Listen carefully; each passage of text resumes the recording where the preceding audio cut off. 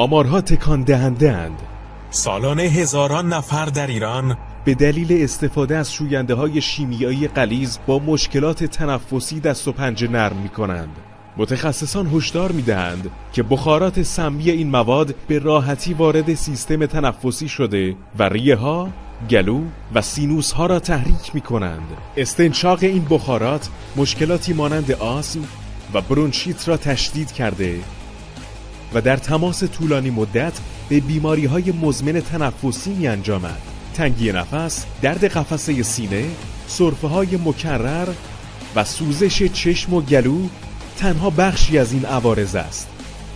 این شوینده‌های شیمیایی با از بین بردن چربی‌های طبیعی دست پوست را خشک و ملتهب می‌کند. پزشکان راه حل را در استفاده از شوینده‌های طبیعی می‌دانند. هرچند برخی‌ها تصور می‌کنند که این شوینده‌ها کارایی کمتری دارند.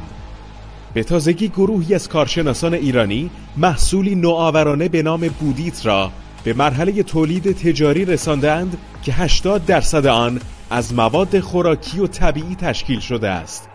این شوینده بدون بخار و بوی سمی بالاترین کارایی ممکن را نشان داده است. تصور کنید یک شوینده همه کاره برای شستشوی ظروف، لباس، فرش، مبلمان و شیرالات با عملکردی فراتر از شوینده‌های شیمیایی.